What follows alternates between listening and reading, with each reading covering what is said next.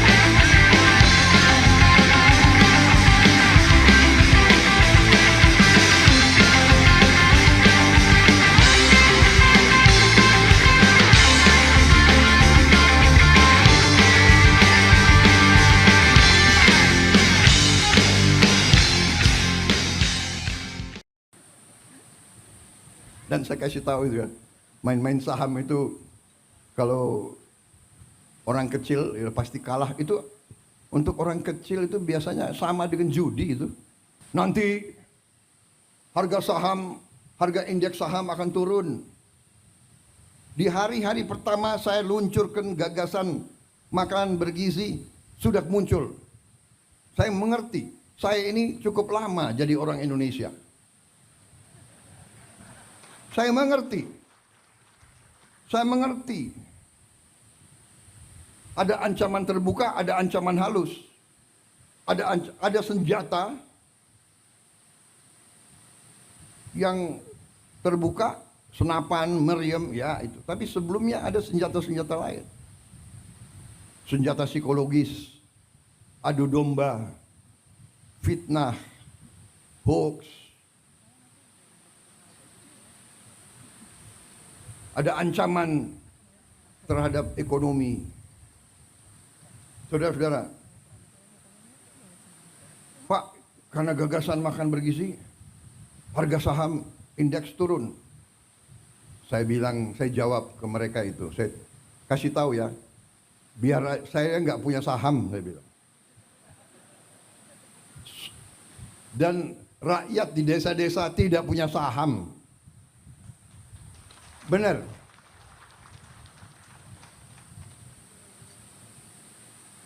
Kalau saham jatuh, iya, pemain-pemain bursa itu. Siapa yang main bursa di sini? Menteri-menteri, ayo ngaku. Fahri Hamzah kayaknya, yuk. Ada bukan orang kaya saja main saham, tahu nggak? Ada teman-teman saya ahli matematik. Dia mau pakai algoritma. Tapi saya lihat hidupnya stres. Tiap detik lihat TV, lihat apa itu? Wah, harga saham turun 0,0 sekian. Oh, panik dia. Hitung lagi. Aduh, hidup stres, aku enggak maulah. Dan saya kasih tahu itu ya, main-main saham itu kalau orang kecil ya pasti kalah. Itu untuk orang kecil itu biasanya sama dengan judi itu. Yang menang yang bandar, yang besar, yang kuat, ya kan? Kemudian ada juga tiba-tiba dia mengatakan ada orang yang mau melawan dia, raja kecil. Ya raja kecil dan Kenapa? tadi satu itu yang menyangkut dengan katanya diulang-ulang itu ya. Ada yang mau membunuh Prabowo. Menurut saya ini Sri Mulat sebenarnya. Bagaimana seseorang yang memiliki kekuasaan besar bisa diancam bebas begitu saja dan pelakunya dibiarkan bebas? Ini omon-omon. Siapa yang berani ngancam presiden yang berada di lingkar kekuasaan itu? Dan kemudian presiden curhat ke ruang publik, keluarganya curhat, orang-orang dekatnya curhat.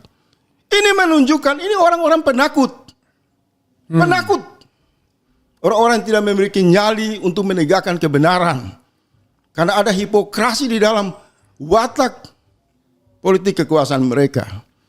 Tangkap dong. Kalau ada yang coba-coba mengancam presiden. Apalagi menghalangi kebijakan yang dianggap diyakini baik untuk rakyat. Itu satu. Oke. Yang kedua, yang selanjutnya bukan kedua. Kita suka tidak suka. Saya harus bicara di sini. Parameter rakyat meyakini dan percaya kepada Prabowo cuma satu. Satu kalimat. Adili Jokowi. Oke. Sebelum dia melakukan upaya supremasi penegakan hukum, menjawab rasa keadilan rakyat, dia ngomong apa saja saya anggap 11-12 dengan Jokowi. Mestinya Prabowo malu sama Duterte di Filipina, Donald Trump di Amerika, pemimpin-pemimpin hebat di dunia lain. Mereka tidak punya politik balas budi dengan rejim sebelumnya. Begitu lantik, mereka menunjukkan kecintaan, keberpihakan kepada rakyat. Tapi hari ini organisasi massa, forum-forum hanya menyediakan mic kepada Prabowo dan rakyat hanya menangkap noise yang seolah-olah suaranya besar. Tetapi hasil yang dirasakan rakyat nol besar Pak Prabowo. Pagar laut itu nggak ada satu menteri pun yang jelas-jelas terlibat, ditahan, ditangkap. Kenapa? Karena satu kekuasaan yang dilahirkan dalam proses yang tidak adil tidak bisa menegakkan prinsip-prinsip kejujuran kepemimpinan itu sendiri. Orang jangan lupa penyelundupan Gibran di MK, tata kelola pemilu yang amburadul, yang rakyat melihat kecurangan di mana-mana, memaksakan kepemimpinan itu lahir dengan kecurangan. Kemudian dia mau menegakkan kejujuran dan kebenaran. Wong dia lahir dari proses penipuan. Tetapi rakyat berjiwa besar. Kita semua menerima. Oke lah. Mungkin ada siasat Prabowo mengambil kekuasaan dulu dengan cara curang atau membenarkan kecurangan yang dilakukan oleh Jokowi. Tapi kelak dia berkuasa, dia akan menunjukkan bahwa usianya yang menuju 80 tahun, dia akan berpihak kepada kecintaan kepada rakyat. Harapan itu kita bangun. Tapi 100 hari ini saya nggak melihat. Tidak ada tanda-tanda. Omon-omon, masih semua omon-omon. Bagaimana mau memperbaiki negara di dalam komposisi kabinet Prabowo itu? Masih ada yang orang-orang semua sebut ada residivis, ada koruptor di dalamnya. Orang-orang terlibat dalam kejahatan korupsi diberikan amanah, diberikan kepercayaan oleh Prabowo. Rakyat sudah teriak, perkecil itu kabinet kamu, usir mereka keluar. Rakyat nggak mau uang mereka dipakai untuk pembelanjaan menteri-menteri yang sudah banyak terlibat skandal-skandal kejahatan korupsi. Dan mereka membeli lembaga-lembaga. Jadi masalah masih ada pada meja Prabowo, belum sampai ke rakyat. Itu belum bisa dibersihkan. Jadi beginilah, pada akhirnya kita ini akan terus dipasung. Rakyat akan terus menerus dipasung, dipaksa untuk menyaksikan pemutahiran kejahatan dari satu rejim kepada rejim yang lain. Ini harus dihentikan. Dan tidak penting lagi berbicara dengan kerangka ilmu pengetahuan yang terlalu agung dan luar biasa. Karena yang kita hadapi ini bukan praktek peradaban bernegara. Ini premanisme. Ini kebun binatang. Di mana ruang kita bicara ilmu pengetahuan untuk mengevaluasi negara? Orang-orang yang berkuasa dari masa ke masa, mereka menutup telinga, hati nuraninya hilang. Mereka tidak peduli dengan pikiran-pikiran, suara-suara nurani publik. Artinya, kalau terus situasi ini dipertahankan, saya percaya akan terjadi letupan di mana-mana, kebangkitan rasa solidaritas rakyat untuk melakukan perlawanan yang jauh lebih keras dari rejim sebelumnya. Nah, sebelum situasi mengarah ke sana, saya harus berbicara keras untuk mengingatkan Prabowo Subianto dan kawan-kawan kita di lingkar kekuasaan. Berhenti menunjukkan kemesraan kepada aktor penjahat utama yang selalu 10 tahun jelas-jelas merusak kehidupan rakyat dan negara. Stop! Stop puja-puji Jokowi, Pak Prabowo. Karena setiap ucapan Anda memuji Prabowo Jokowi sama dengan Anda menambah luka di hati rakyat yang menjadi korban akibat kebijakan-kebijakan jahat Jokowi di masa lalu. Tidak pantas seorang pemimpin tidak menegakkan hukum untuk membasuh luka rakyat, justru datang menambah luka rakyat dengan memuji penjahat, penipu, pembohong, koruptor yang oleh lembaga internasional dideklarasikan sebagai koruptor yang paling menakutkan di Indonesia. CCRP ya. Nah, ini situasi 100 hari keras, penuh tantangan. Rakyat juga harus keras dan bersikap lebih reaksi terhadap situasi ini. Supaya apa? Kita akan lihat pasca 100 hari ini ke depan. Kalau masih ada omon-omon dengan ornamen, simbol-simbol, atribut yang seolah-olah memberi gambaran kekuasaan yang agak militerisme, saya mau mengatakan berhenti, stop.